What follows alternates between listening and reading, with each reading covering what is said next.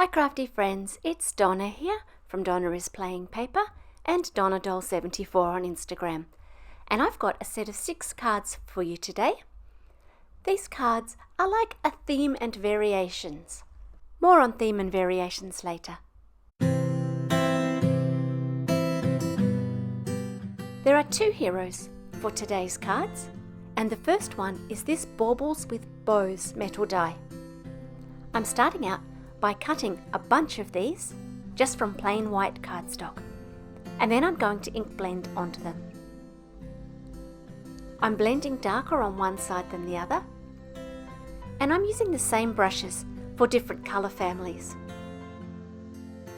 So you can see here I have one brush for the green and another brush that I'm going to use across the pink and the red. I keep separate brushes for my dye inks and also for my pigment inks like Distress Oxides, and I differentiate the two by wrapping a piece of washi tape around the handle. If it has the washi tape, I know it's for oxides. The colour palette that I've chosen today is a traditional colour palette of festive berries and lucky clover with 3 additional colours: a lime green, twisted citron, a teal blue in peacock feathers, and also the hot pink of picked raspberry.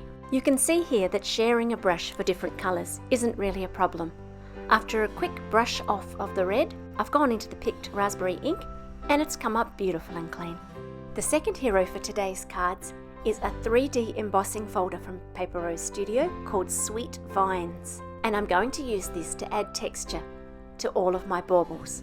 3D embossing folders really stretch your cardstock, and I'm just using regular cardstock. So on a couple of my baubles, I had a little bit of tearing, which I hid with just a little bit more ink on top. I made a bunch of baubles before I started, so that then I could play freely.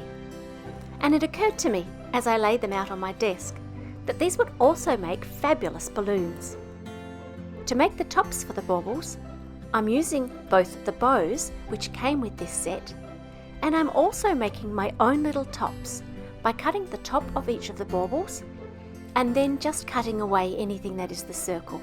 This way I'll have 2 different designs.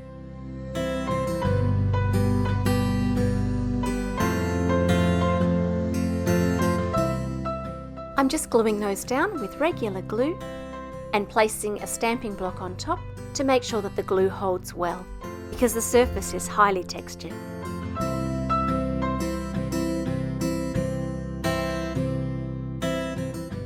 On to our theme and variations as we make the cards.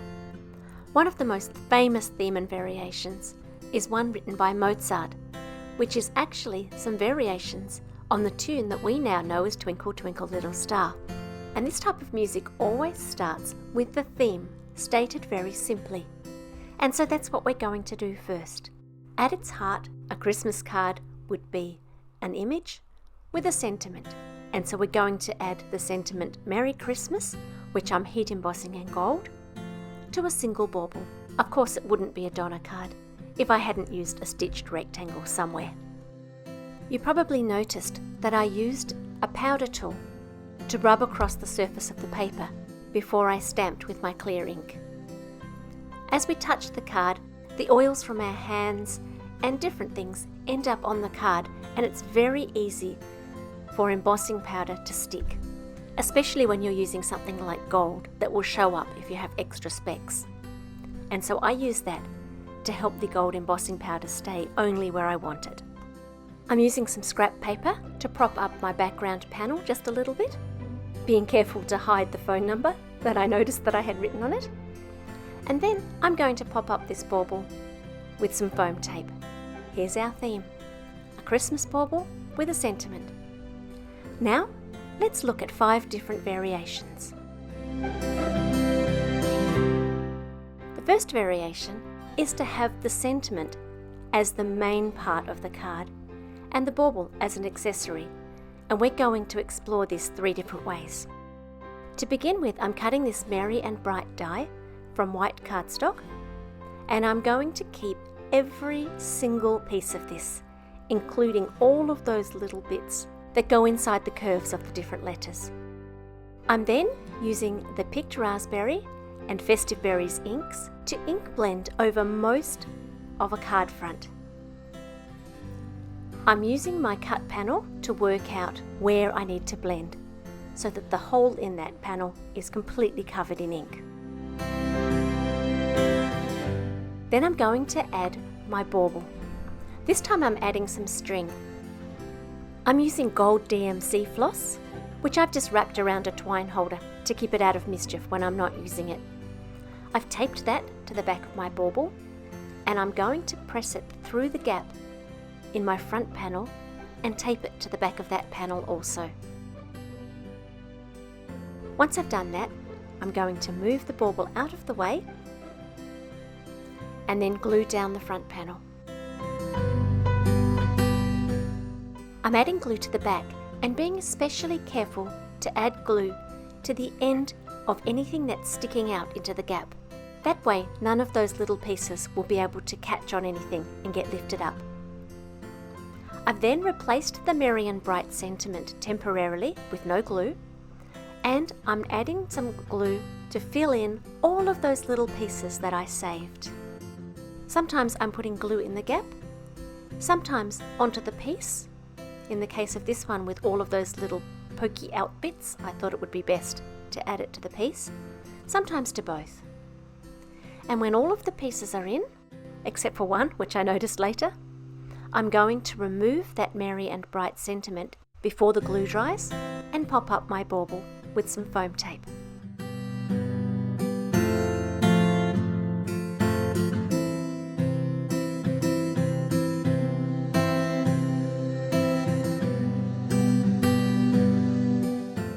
A quick last minute fix to the E.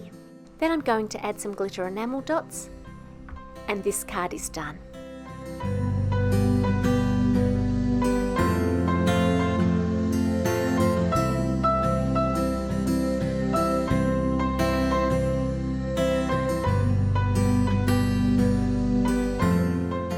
Let's not let that Merry and Bright sentiment go to waste.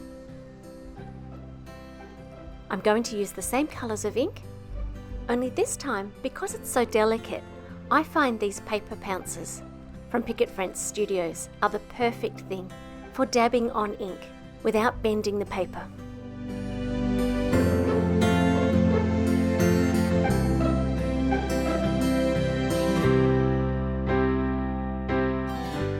When you look at this sentiment close up, you'll notice that especially on the "and", there are a couple of imperfections where there was a little bit of glue from the previous card.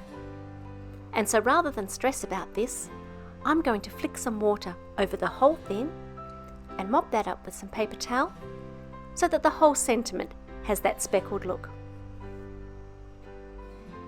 Nothing goes to waste in my craft room. This time I'm just going to glue the sentiment down and pop up a couple of baubles. You don't need to see all of that.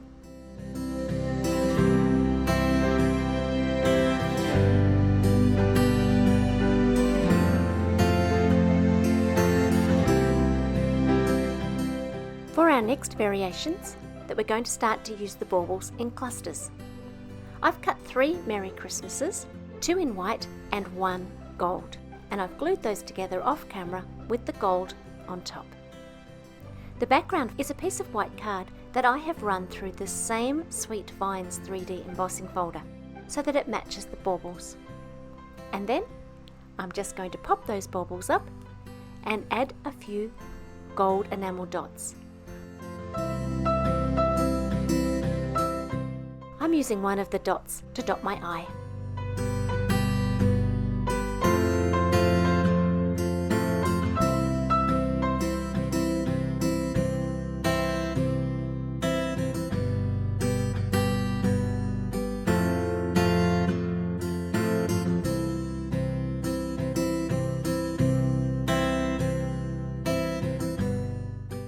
Let's look at another idea for a background.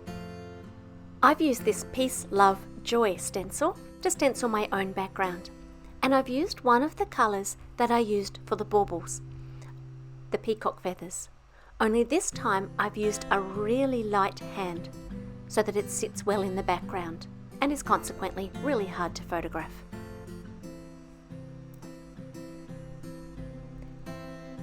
I'm using the same Christmas sentiment set that I used earlier because it has a sentiment which reads peace, love and joy, which I thought would be lovely to echo my background. At this stage I wasn't decided whether I wanted it heat embossed in gold or in white. And so, using opposite ends of the paper, I'm making one of each. As long as you get the embossing powder on while the ink is wet, it doesn't matter if there's a small gap before you can get the heat tool to it. And so I've done them both together.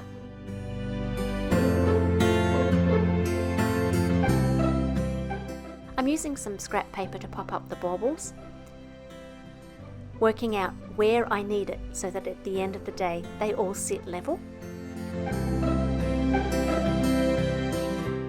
And then in the end I've gone with the gold sentiment, which I've popped up on some black foam tape. It wouldn't be a Christmas card series without me having to say crisp Christmas sentiment set on a video. And so for this final card, I'm looking at the idea of using the sentiment as one of the baubles. And I've chosen this Merry Christmas sentiment from that very same crisp Christmas sentiment set. There wasn't quite enough room to cut the whole bauble, but as long as you can cut the circle and a little bit above it, then that's enough to add a top to it. I'm going to use 3 different baubles for this card, and I've added strings to the back of all of them. Just a single strand this time. You saw me struggling with the 6 strands in the last card. I've sticky taped those to the back of each bauble, and then I've used some double-sided tape to stick them to the back of my card base.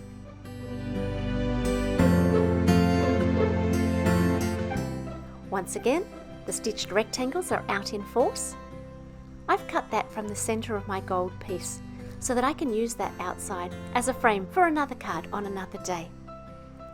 Then it's simply a matter of layering everything up and gluing it down, and that's our final card. I'm going to leave you with some pictures of all 6 cards. I hope that you've enjoyed this theme and variations.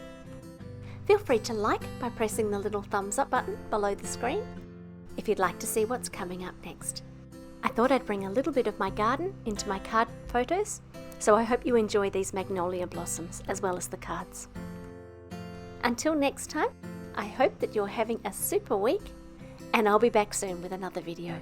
Bye for now.